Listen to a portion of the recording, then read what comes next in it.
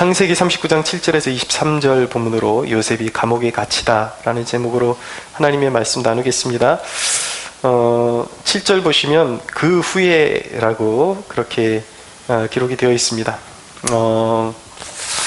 이제 오늘 그 이야기 전반을 구성하고 있는 내용은 무엇이냐면, 요셉이 이제 애굽의 시위대장 보디발의 집에서 이제 하나님의 보호하심과 그런 인도하심 가운데 정말 형통하는 종이 되었습니다. 노예 신분임에도 불구하고 탄탄하게 그의 입지를 굳혀가고 있는데, 이제 그에게 유혹이 다가오게 되었습니다. 그것은 보디발의 아내, 자신의 주인의 아내가 이 요셉이 이제 20대 중반쯤 되니까 너무 건강하고 이렇게 외모도 참 출중하고 그러니까 자꾸 유혹하는 거예요. 같이 동침하자고. 그래서 요셉이 결국은 그 유혹을 뿌리쳐서 결국은 다시 옥에 갇히는, 이제 노예 신분이 아니라 죄수의 신분으로 전락하는 그런 고난의 장면을 보여주고 있습니다. 근데 여기 그 후에라는 것은 바로 이제 요셉이 20대 중반이 된 그 어느 시점을 말씀하는 것인데, 그 후라는 말은 구체적으로 요셉이 삶이 인정받고 안정을 찾은 이유를 말씀하는 것입니다. 요셉이 주인에게 인정받고 형통하는 삶이 되니까 바로 이제 요셉의 꿈을 무너뜨리려고 하는 유혹의 세력이 다가오게 된 것이죠. 그래서 그 후라는 이 대목이 우리 신앙생활에서 굉장히 중요한 그러한 우리에게 이슈를 던져주는 것입니다. 항상 그 후가 중요하다라는 것이죠. 우리 신앙생활 할 때 그 후, 어떤 기도 응답의 그 성취감을 맛본 그 후, 그 다음에 우리의 신앙이 세워지려고 할 때, 그리고 우리의 신앙이 세워졌다라고 생각되는 그 후가 굉장히 중요한 시점임을 말씀하고 있는 것입니다. 성경은 항상 그 성공과 성취 이후를 조심하라고 그렇게 우리에게 경고하고 계십니다. 고린도전서 10장 11절에서 12절은 그들에게 일어난 이런 일은 본보기가 되고 또한 말세를 만난 우리를 깨우치기 위하여 기록되었느니라. 그런즉 선줄로 생각하는 자는 넘어질까 조심하라 라고 말씀하고 있습니다. 항상 그 후가 중요한 것입니다. 조심해야 되는 것입니다. 성공 이후에, 성취 이후에는 항상 우리가 가진 꿈을 산산조각 내려는 시험과 유혹의 세력이 있다는 것을 꼭 기억하십시오. 믿음이 세워졌을 때, 특별히 믿음이 세워지려고 할 때 조심해야 됩니다. 이제 은혜를 맛보고 하나님께 더 가까이 가려고 할 때 마귀는 실제하는 그 영적 피조물입니다. 그래서 우는 사자처럼 두루다니며 삼킬 자를 찾고 있습니다. 그래서 아차하면 마귀에게 걸려 넘어지게 되는 것입니다. 요셉이 당면한 유혹은 하나님께 있어서나 마귀에게 있어서나 너무나도 중요한 것이었습니다. 왜냐하면 요셉을 통해서 하나님이 이스라엘의 구속 역사를 이어가셔야 되는데, 요셉이 이 유혹에서 넘어지면 하나님의 구속 역사에도 차질을 빚게 되는 것입니다. 그럼 마귀에게도 중요한 이슈가 되는 것이 무엇이냐면, 요셉이 이 유혹을 이기면 마귀에게는 굉장히 위협적인 존재로 다가오게 되는 것이죠. 요셉의 꿈이 이루어진다는 것은 결국 하나님의 계획, 하나님의 뜻이 성취되어진다는 말과 동의어이기 때문에, 동일한 말씀이기 때문에 마귀는 긴장할 수밖에 없는 것이죠. 그러나 여러분 안심하십시오. 여러분들이 온전히 하나님만 의지할 수 있다면 하나님은 불같은 시험에서 우리를 반드시 건져내실 것입니다. 유혹을 이길 수 있는 힘이 나에게 있는 것이 아니라 그리스도께 있음을 믿으십시오. 하나님이 주신 꿈이 성취되려면 항상 이 유혹의 산을 넘어야 하는 것입니다. 반드시 넘어야 하는 것입니다. 그런데 오늘 감사하게도 요셉이 자신에게 다가온 이 유혹을 거뜬하게 이겨내는 모습을 보여주고 있습니다. 요셉에게 있어서 이 성적인 유혹은 매우 뿌리치기 힘들었을 것입니다. 왜냐하면 그의 나이가 이제 20대에 가장 혈기왕성한 때이고, 유혹을, 호기심도 많고 그런 어떤 육체적인 욕구를 채우고 싶어하는 그런 갈급함이 가장 왕성하게 활동할 그런 나이이기 때문입니다. 근데 유혹의 특징이 있습니다. 유혹의 특징이 뭐냐면 아주 매력 있는 모습으로 다가온다라는 것이죠. 여러분, 당시의 시위대장인 보디발의 아내 정도 되었다면 몰래 그 주인 모르게 그 여인의 그 간청에 요셉이 좀 눈 감고 슬쩍 이렇게 눈 감아줬다면 아마 돈도 충분하게 얻을 수 있었을 것이고, 그리고 남편이 굉장히 애굽에 고위직에 있으니까 남편을 백줄로 삼아서 오히려 남편을 이용해서 자기가 이렇게 뭐죠? 네, 내연의 남자죠. 이 요셉을 어떻게 하면 그 권력을 이용해서 더 키워줄 수도 있는 아주 매력적인 유혹이 됐을 수도 있습니다. 요셉에게는 굉장히 이것을 거부하기가 힘든 유혹이었을 것입니다. 그리고 이 유혹의 특징은 집요했습니다. 오늘 말씀해 보니까 이 여인이 날마다 요셉에게 잠자리를 청했다라고 그렇게 말씀하고 있습니다. 유혹은 굉장히 피하기 힘들고 뿌리치기 힘든 것이죠. 그럼에도 불구하고 요셉은 갈등하는 모습이 전혀 보이지 않습니다. 단번에 그 유혹을 뿌리치는 그런 모습을 보이고 있습니다. 요셉이 이런 유혹을 뿌리칠 수 있었던 이유는 무엇이었습니까? 몇 가지 이유가 있었는데, 첫째는 요셉이 모든 순간에 하나님을 의식했기 때문에 그 유혹을 뿌리칠 수가 있었습니다. 7절에서 9절 한번 볼까요? 7절에서 9절 같이 한번 읽겠습니다. 시작. 그 후에 그의 주인의 아내가 요셉에게 눈짓하다가 동침하기를 청하니 요셉이 거절하며 자기 주인의 아내에게 이르되 내 주인이 집안의 모든 소유를 간섭하지 아니하고 다 내 손에 위탁하였으니 이 집에는 나보다 큰 이가 없으며 주인이 아무것도 내게 금하지 아니하였어도 금한 것은 당신뿐이니 당신은 그의 아내임이라. 그런즉 내가 어찌 큰 악을 행하여 하나님께 죄를 지으리까. 아멘.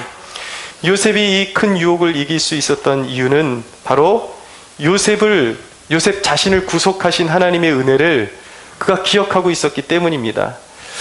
그리스도인이 은혜에 감격하는 이유는 그 은혜에 하나님의 값진 희생이 담겨 있음을 알기 때문입니다. 여러분, 신약의 그리스도인과 구약의 그리스도인이 어떤 믿음의 원리를 가지고 구원을 얻었는가? 구약의 그리스도인들은, 구약의 하나님의 백성들은 앞으로 장차 오실 메시아를 믿음으로, 예수 그리스도를 바라보고 의지하고 믿음으로 구원을 얻었던 것입니다. 오늘날 신약시대를 살아가는 백성들은 이미 2000년 전에 이 땅에 오셔서 우리를 위해서 십자가에 달리시고 부활하신 예수 그리스도를 믿음으로 구원을 받게 되는 것이죠. 믿음의 원리는 똑같은 것입니다. 하나님의 아들이신 예수 그리스도를 바라봄으로 구원을 얻게 되는 것입니다. 말씀이 역사하는 마음에는 그 십자가에 대한 뭉클함이 있는 것입니다. 요셉의 마음에도 항상 그 마음이 있었던 거예요. 자신을 아무 조건 없이 부르시고 그 대속의 은혜를 통해서 자신을 구원하신 그 주님의 말씀을 묵상할 때마다 그 십자가의 은혜가 깨달아지고 하나님의 그 희생의 사랑이 깨달아지니까 다른 생각을 할 수가 없는 것이죠. 하나님이 나를 향해서 가지고 계신 그 계획과 하나님의 그 마음을 아니까 유혹에 넘어갈 수가 없는 것입니다. 요셉은 날마다 말씀과 동행하며 하나님이 값없이 자신을 구속하시고 돌보아 주시고 계심에 감동했을 것입니다. 로마서 6장 11절 말씀은 이렇게 말씀합니다. 이와 같이 너희도 너희 자신을 죄에 대하여는 죽은 자여 그리스도 예수 안에서 하나님께 대하여는 살아있는 자로 여길지어다. 왜 그리스도인이 죄에 대해서 죽은 자입니까? 왜 유혹을 뿌리쳐야만 하는 존재입니까? 여러분, 하나님께서 우리를 구원하신 그 십자가의 사랑, 그 십자가는 죄에 대한 하나님의 심판과 증오를 나타내는 것입니다. 하나님의 공의가 십자가에 나타낸 거예요. 우리가 십자가를 믿음으로 말미암아 구원받지 않았습니까? 그 십자가는 사랑이기도 하지만 내가 그 죄 때문에 받아야 될 하나님의 증오와 죄에 대한 증오와 하나님의 저주를 그 십자가에 쏟아 부으신 거예요. 그래서 구원받은 우리는 내가 받아야 될 저주를 예수 그리스도께서 그 죄값을 대신 담당하심으로 말미암아 예수 그리스도를 믿는 자마다 구원을 얻게 되는 것입니다. 그런데 여러분, 우리가 그리스도께서 우리를 위해 죽으심은 다시는 그 증오가 되는 삶이 아닌 하나님의 기쁨이 되는 삶을 살아가게 하시기 위해서 우리를 그 십자가를 믿게 하시고 우리를 구원하신 것이죠. 그러니까 다시는 이전에 우리가 하나님을 슬프게 했고 하나님이 그렇게 증오하시는 그 죄에서 우리를 구원하셨기 때문에 그 십자가는 그 죄에 대한 증오의 표현이기 때문에 그 십자가를 통해서 구원받은 우리는 더 이상 그 동일한 죄 안에 머물러서는 안 된다라는 것입니다. 머무를 수도 없다라는 것이죠. 그 십자가의 은혜를 깨달을수록 이제 우리는 이전에 짓던 죄에 대해서는 죽은 자요 하나님께로 향하여는 살아있는 자라는 것을 우리는 깨닫게 되는 것입니다. 사랑하는 여러분, 그렇기 때문에 이제 그리스도인의 삶의 기준은 내 생각이나 세상의 어떤 유혹이나 세상의 즐거움을 우리가 그것을 양식으로 그것을 먹고 살아가는 존재가 아니라 이제 우리는 하나님의 말씀을 양식으로 삼고 하나님의 말씀이 우리의 삶의 기준이 되어서 하나님의 말씀을 우리가 지키며 살아가는 존재가 되었다는 것을 꼭 기억하시기 바랍니다. 그러므로 하나님이 허락하신 복된 삶을 우리가 누리려면 유혹을 물리쳐야 하는 것입니다. 사랑하는 여러분, 특별히 결혼을 귀히 여기십시오. 여러분들의 가정을 귀히 여기십시오. 여러분들의 어떤 컴퓨터나 USB나 이런 영상기기에 음란한 그런 요소들이 있다면 그런 것들을 다 이제는 치워버릴 수 있게 되기를 바랍니다. 음란한 그런 영상물들은 우리의 영혼을 더럽히는 것들입니다. 여러분들의 침소를 귀히 여기십시오. 하나님께서 여러분들에게 맺어주신 그 가정, 배우자를 귀히 여길 수 있게 되기를 바랍니다. 음란한 제 간음은 하나님께서 미워하시는 것이요 그것은 가정을 무너뜨리는 것입니다. 대저 명령은 등불이요 법은 빛이요 훈계의 책망은 곧 생명의 길이라. 이것이 너를 지켜 악한 여인에게 이방 여인의 혀로 호리는 말에 빠지지 않게 하리라. 내 마음에 그의 아름다움을 탐하지 말며 그 눈꺼풀에 홀리지 말라. 음료로 말미암아 사람이 한 조각 떡만 남게 됨이며 음란한 여인은 귀한 생명을 사냥함이니라. 사람이 불을 품에 품고서야 어찌 그의 옷이 타지 아니하겠으며 사람이 숯불을 밟고서야 어찌 그의 발이 되지 아니하겠느냐. 남의 아내와 통간하는 자도 이와 같을 것이라. 그를 만지는 자마다 벌을 면하지 못하리라. 잠언이 말씀합니다. 사랑하는 여러분, 죄에 대해서 대처하는 요셉의 지혜를 배울 수 있게 되기를 원합니다. 유혹에 대해서 장사가 없습니다. 그러나 요셉이 지혜로웠던 것은 무엇이냐면 자신의 연약함을 그도 알고 있었기 때문에 이 여인이 자신을 유혹할 때에 단호하게 한 번에 거절을 했습니다.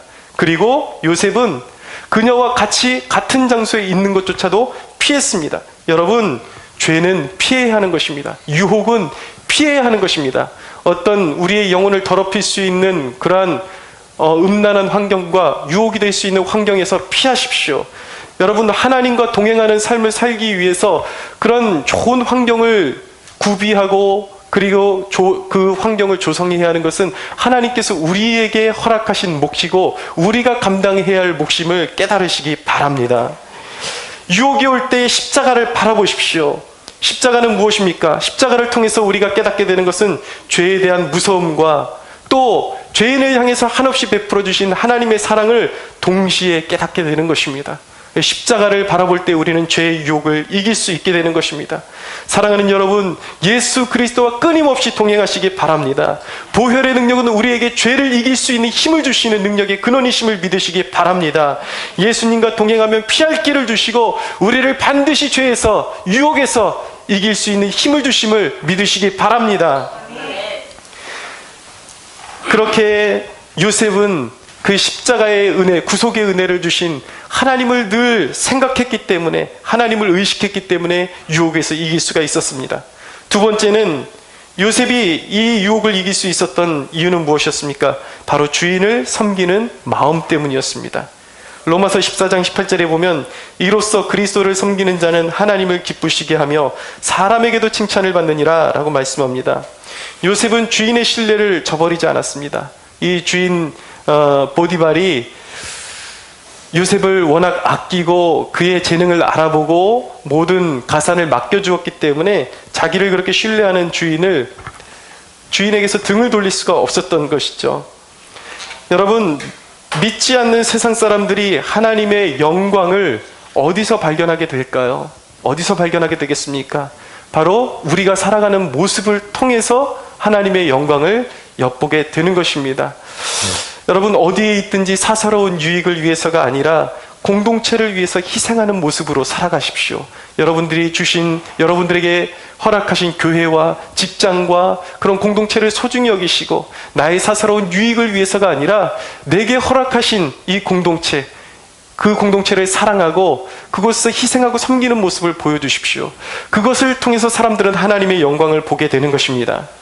많은 사람들이 직장을 다니다가 그만둘 때에 그 직장에서 좋지 않은 그 감정으로 그만두게 될 때에 사람들이 그런 악감을 많이 품는 모습을 보게 됩니다. 그래서 회사를 그만두면서 손해를 끼치거나 그런 회사에 대해서 안 좋은 모습으로 그만두는 모습들을 보게 됩니다. 그러나 여러분, 이제껏 공급의 통로가 되어진 그 회사에 감사하며 살 수가 있어야 하는 것입니다. 설령 그 회사에서 좋지 않은 일로 다른 곳으로 가야 되는 일이 생겼다 할지라도 그동안 그 회사를 통해서 공급하신 하나님의 은혜를 감사하면서 그 회사를 축복하며 자리를 옮기는 것이 바로 그리스도인의 마땅한 행동임을 여러분 깨달을 수 있게 되기를 바랍니다. 세 번째로, 요셉이 그 유혹을 이길 수 있었던 이유는 무엇입니까? 꿈이 있었기 때문입니다.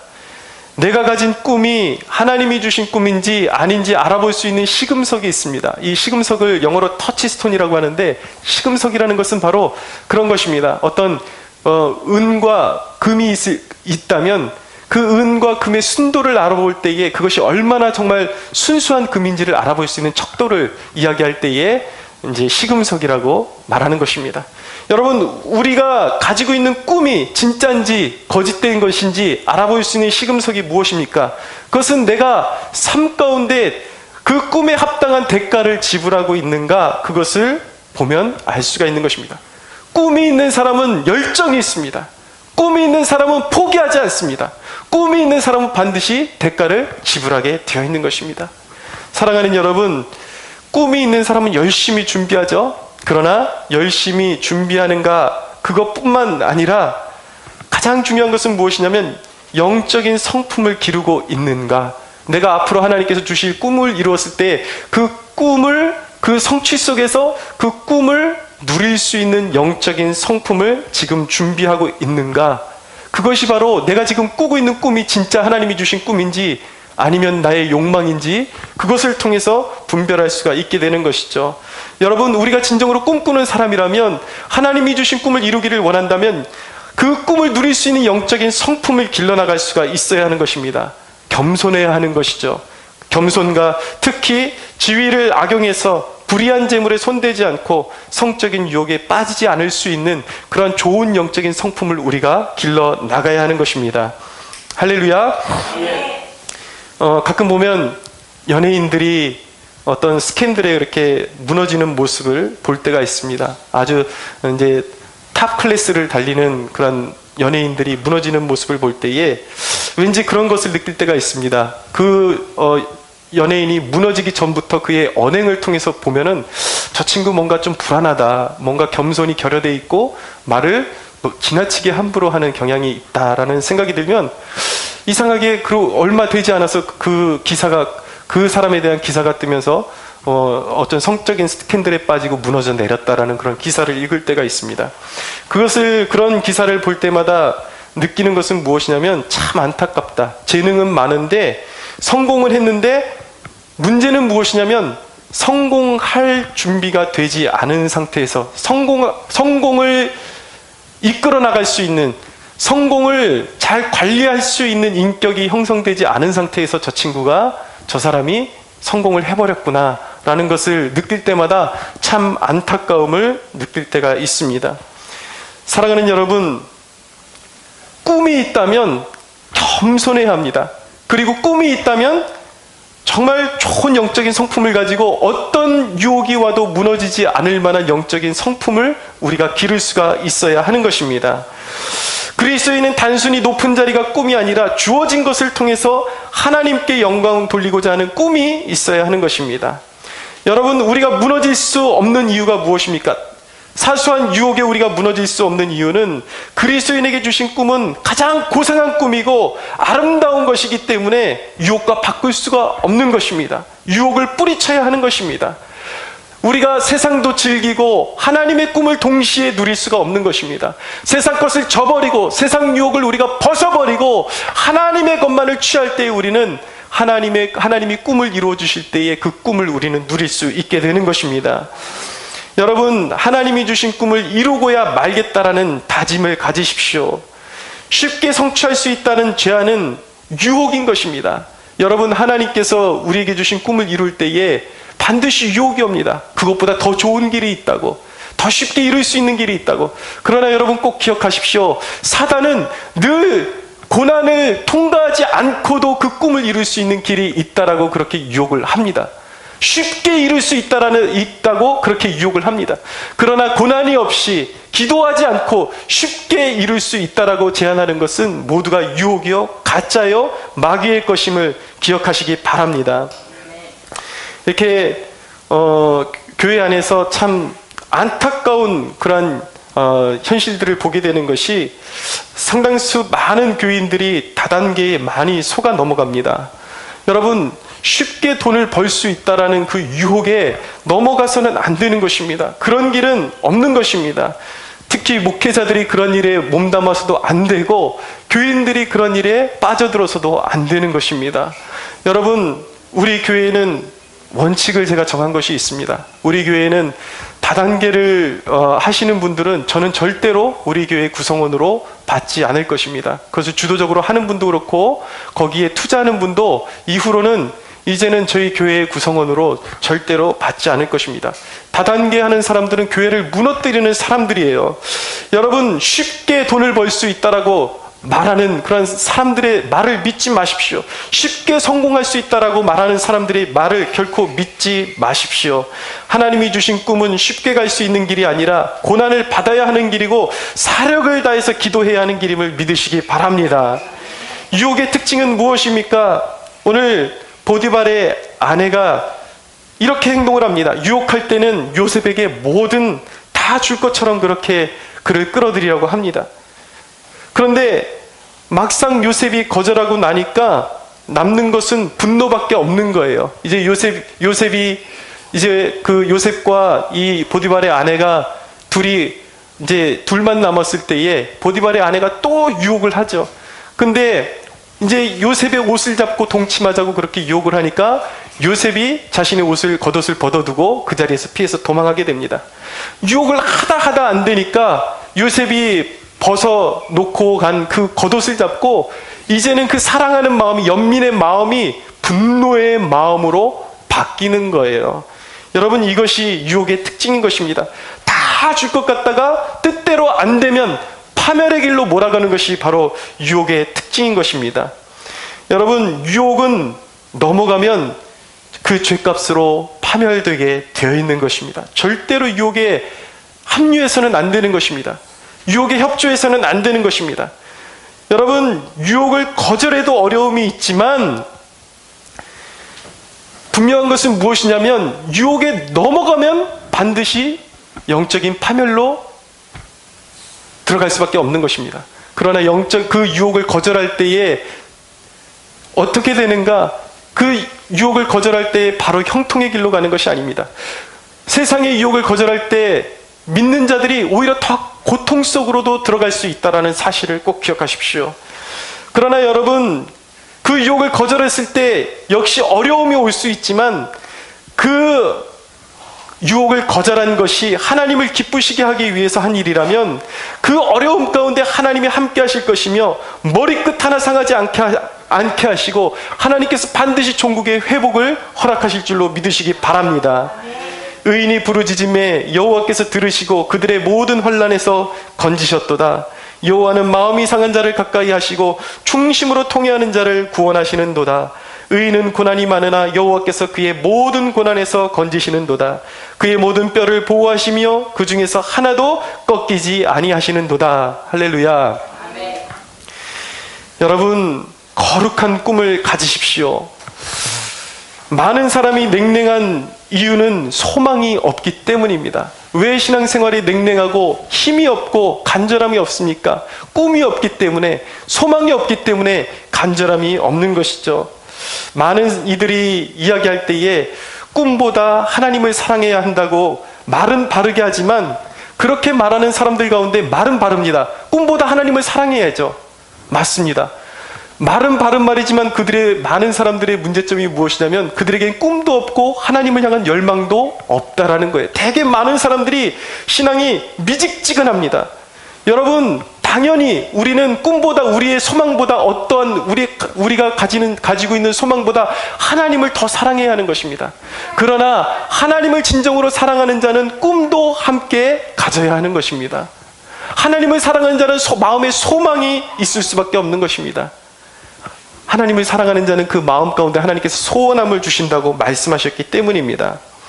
여러분, 꿈을 갖는 것이 왜 중요합니까? 꿈을 가지게 되면 그 꿈을 이루기 위해서 하나님께 더욱더 가까이 하게 되고, 그 꿈을 이루기 위해서 간절하게 기도하는 중에 하나님의 마음을 더욱더 깊이 헤아릴 수가 있게 되는 것입니다. 그러면서 그 깊은 기도 중에 나의 욕망은 점점 줄어들고 하나님을 더욱더 사랑하게 되고, 또 하나님 안에서 하나님의 자녀에게 허락해 주기를 원하시는 그 소망을 마음에 품게 되기 때문에 더욱더 그 소망을 이루기 위해서 하나님께 더욱더 간절하게 나가게 되고, 그 간절함 가운데 하나님과 더욱더 깊이 교제하게 되니까 하나님을 향한 열정이 더욱더 뜨거워질 수밖에 없게 되는 것입니다. 여러분, 5만 번 기도해서 응답을 받았다고 하는 조지 밀러라는 분이 있습니다. 이 조지 밀러가 정말 간절한 기도의 사람이 될 수 있었던 것은 그에게 꿈이 있었기 때문이에요. 어떤 꿈이었습니까? 물론 그에게 왕은 하나님이십니다. 예수 그리스도이십니다. 바꿀 수가 없는 분이셨습니다. 하나님만이 그의 전부이셨습니다. 그러나 그가 지속적으로 그가 하나님 앞에 부름받을 때까지 기도의 사람으로 남을 수 있었던 이유는 무엇이냐면 그의 마음 가운데 하나님 안에서 끊임없는 꿈을 품고 있었기 때문입니다. 수천 명의 고아들을 먹이기 위한 그런 고아원을 설립하는 꿈과 그 고아들을 먹이기 위한, 정말 사람을 의지하지 않고 온전히 하나님만을 의지해서 고아들을 먹이고 그들을 하나님의 사람들로 길러내기 위한 그의 꿈이 있었기 때문에 날마다 그는 기도의 자리에 나갈 수밖에 없었던 것입니다. 그것을 통해서 그는 하나님과의 친밀함을 누렸고 하나님이 날마다 베풀어 주시는 기적을 경험할 수밖에 없었던 것입니다.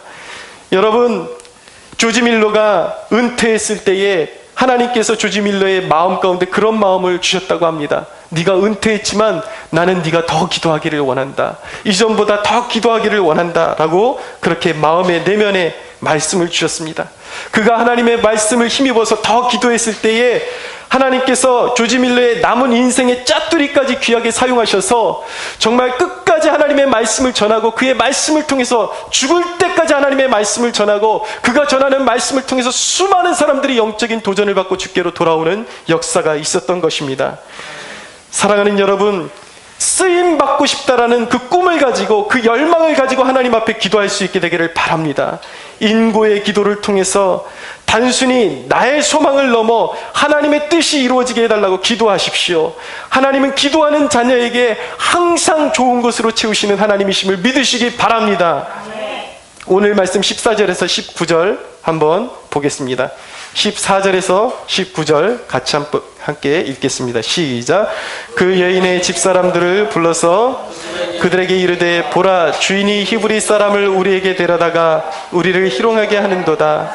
그가 나와 동침하고자 내게로 들어오므로 내가 크게 소리 질렀더니 그가 나의 소리 질러 부름을 듣고 그의 옷을 내게 버려두고 도망하여 나갔느니라 하고 그의 옷을 곁에 두고 자기 주인이 집으로 돌아오기를 기다려 이 말로 그에게 말하여 이르되 당신이 우리에게 데려온 히브리 종이 나를 희롱하려고 내게로 들어왔으므로 내가 소리질러 불렀더니 그가 그의 옷을 내게 버려두고 밖으로 도망하여 나갔나이다. 그의 주인이 자기 아내가 자기에게 이르기를 당신의 종이 내게 이같이 하였다 하는 말을 듣고 심히 노한지라. 아멘. 이제 요셉이 그 여인의 유혹을 뿌리쳤을 때 받은 대가는 모함을 받아서 이제 오히려 어떤 성폭행을 저지르려고 했던 그런 죄인으로 몰리게 되면서 이제 감옥에 갇히게 된 것입니다. 여러분, 요셉에게는 굉장히 억울한 일을 당한 것이었습니다. 형들에게 시기를 받아서 애굽으로 노예로 팔려온 것도 너무나도 억울했는데 이 고난의 끝이 어딘지 노예보다 더 낮아질 수 있는 곳이 어디가 있겠습니까? 근데 그의 인생이 더 낮아질 수 없을 정도로 끝으로 곤두박질 치기 시작했던 것입니다. 이제는 감옥의 깊은 곳으로 들어가는 신세가 되었던 것이죠. 얼마나 억울했겠습니까? 그러나 요셉에게서 받는 도전은 무엇이냐면, 요셉이 감옥에 그렇게 억울하게 누명을 쓰고 갇혔음에도 불구하고 그의 신앙에 전혀 하나님을 원망하거나 요동하는 기색이 전혀 없었다라는 것입니다. 여러분, 우리가 억울함에도 참을 수 있는 이유는 무엇입니까? 우리의 모든 상황을 하나님이 주관하시기 때문입니다. 요셉이 겪고 있는 상황과 하나님이 보시는 입장이 사뭇 다를 수가 있습니다. 요셉이 자기의 인생을 볼 때는 내 인생은 왜 이렇게 곤두박질 치고 있는가? 왜 이렇게 내 인생은 억울한 일에 그런 연속으로 이어지는가? 그렇게 생각할 수도 있겠지만, 하나님이 요셉의 삶을 주관하고 계셨기 때문에 하나님의 입장에서 바라보는 요셉의 삶은 해석이 다른 것이었습니다. 성경은 이런 상황 가운데서도 요셉의 삶을 뭐라고 해석하고 있냐면, 그가 여전히 범사에 형통했다라고 말씀하고 있는 것입니다. 이것이 어떻게 형통이 될 수가 있습니까, 여러분? 그러나 하나님의 입장에서는 형통이 될 수 있다라는 것입니다. 사람을 보면 억울하지만 선하신 하나님을 보면 우리는 참을 수가 있는 것입니다. 하나님은 여전히 요셉과 함께 하시며 그를 돌보아 주셨습니다. 하나님의 신실하심은 요셉을 단 한순간도 떠나지 않고 계셨습니다. 요셉에게 하나님께서 어떤 은혜를 주셨습니까? 몇 가지 은혜가 있는데 20절을 보십시오. 20절 같이 한번 읽겠습니다. 시작. 이에 요셉의 주인이 그를 잡아 옥에 가두니 그 옥은 왕의 제수를 가두는 곳이었더라. 요셉이 옥에 갇혔으나, 아멘. 자, 보십시오, 여러분. 20절에 보니까 애굽의 시대장 보디발이 집에 돌아왔을 때 아내가 하는 말을 들었습니다.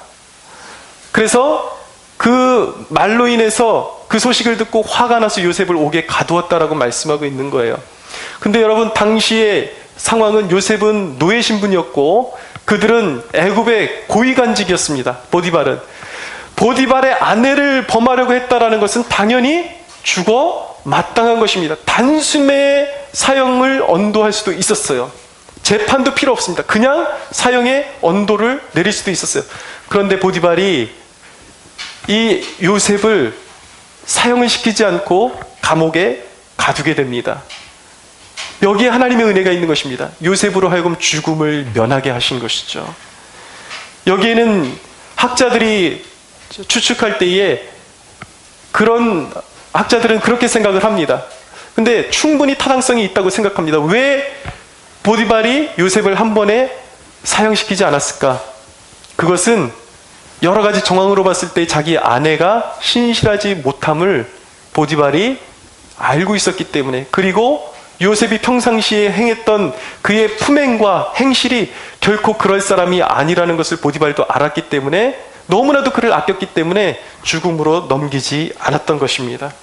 하나님께서 요셉에게 이루실 사명이 있었기 때문에 요셉을 죽음으로 넘기지 않으셨습니다. 사랑하는 여러분, 사명이 있는 자는 결코 죽지 않습니다. 할렐루야. 예, 한번, 할렐루야. 예. 여러분, 며칠 전에 배너라는 영화를 보게 되었습니다. 거기 나오는 인물 중에 주인공이 바로 유다 배너라는 인물인데, 이 사람은 유대의 왕족이었습니다. 근데 영화의 내용에 이제 본디오 빌라도가 이제 유대로 이제 임명받아서 이렇게 행렬을 이루어서 오게 되는데, 이 본디오 빌라도를 죽이려는 암살 시도가 있었습니다. 그때 이 유다 베너의 집에서 이렇게 폭도 한 명을 치료해주고 은혜를 베풀어줬는데, 그 폭도가 유다 베너의 그런 허락도 받지 않고 그 행렬에 오는 본디오 빌라도에게 활을 쏴서 죽이려고 암살을 시도하는 바람에 결국은 이 유다 베너와 그의 가족이 다 이렇게 그 암살자라는 누명을 쓰게 되고 이제 죽음의 위기에 처하게 됩니다. 그래서 영화에서 보면은 이 유다 베너의 온 가족들은 십자가형에 처하라고 그렇게 이제 끌려가게 되고, 근데 이제 끝에는 결국은 중간에 그런 어떤 은혜가 있어서 이 가족들이 십자가형을 받지 않고 이제 생존하게 됩니다. 근데 이 유다 베너는 이제 노예선에 이제 그 노를 젓는 노예로 이제 실려가게 됩니다.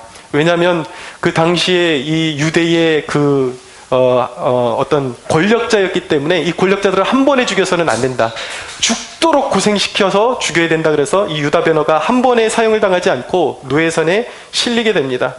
그런데 어느 날 이 로마와 그리스 전쟁에 이 유다 베너가 동원되어서 배에 노를 젓고 있는데 이제 배가 그리스와의 전쟁 가운데 완전히 파손되어서 가라앉게 되는 그러한 이제 사건을 겪게 됩니다. 그래서 모든 그 배에 타고 있던 군인들과 노예들이 다 죽게 되죠.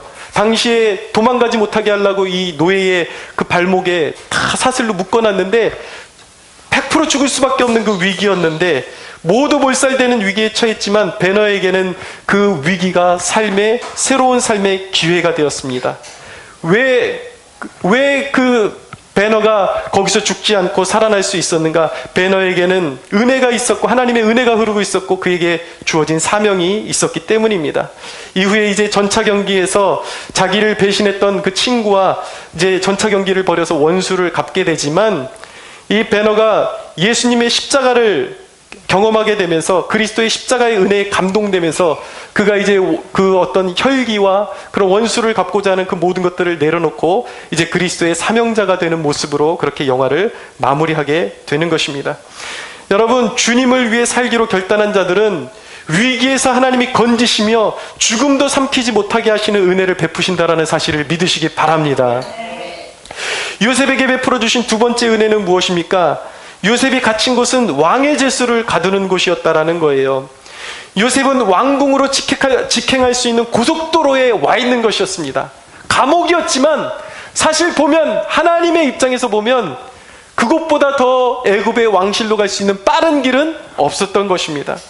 여러분, 장기를 두다 보면 상대가 공격해서 얼떨결에 피했는데 오히려 상대방의 말을 묶어두는 행운을 얻게 될 때가 있습니다. 그래서 상대방이 하나를 피하게 되면 내가 반드시 상대방의 중요한 말을 먹게 되는, 여러분, 하나님이 우리에게 하나님의 은혜를 입은 백성들에게 베푸시는 은혜가 바로 이런 것이라는 것이죠. 마귀는 우리를 사지로 몰아가지만 하나님은 그것을 통해서 오히려 놀라운 구원의 역사를 일으켜 주신다라는 것입니다.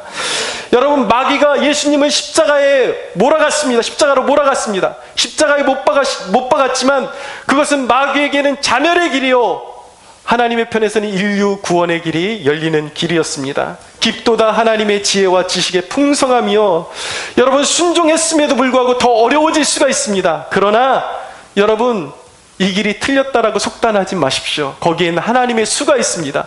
하나님은 위대하고 전능하신 분이요, 하나님의 지혜는 세상 그 어떤 피조물도 사탄도 세상도 감당할 수 없는 지혜로 믿는 자들을 이끄시고 끝까지 은혜를 베푸신다라는 사실을 기억하시기 바랍니다. 21절에서 23절을 보십시오. 같이 한번 읽어보겠습니다. 시작.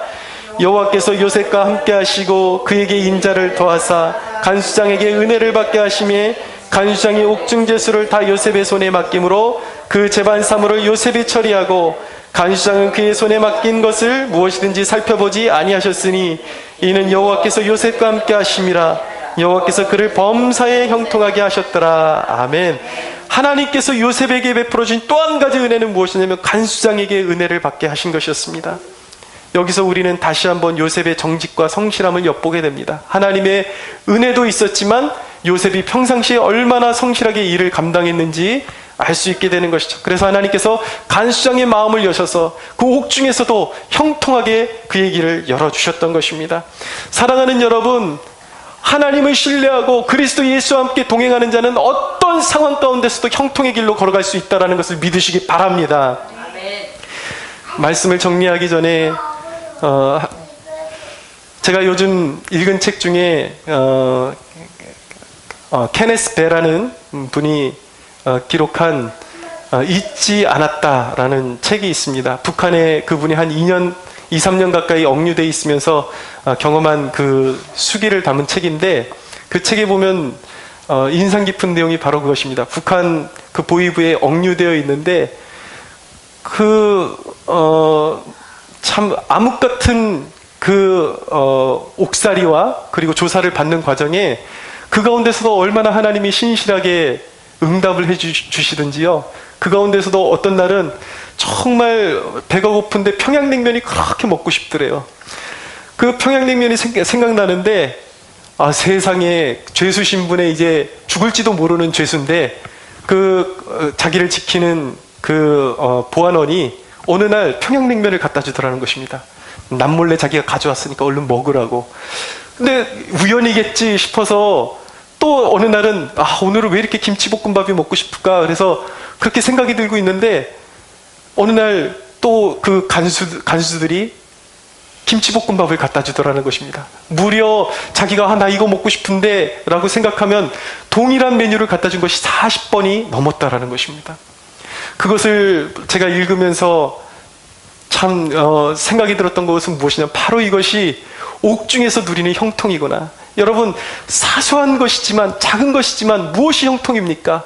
하나님이 그 고난 가운데 정확하게 하나님의 길로 인도하시며 부족함이 없도록 필요한 것들을 공급해 주시고 그 삶을 돌보시는 것, 이것이 바로 형통임을 믿으시기 바랍니다.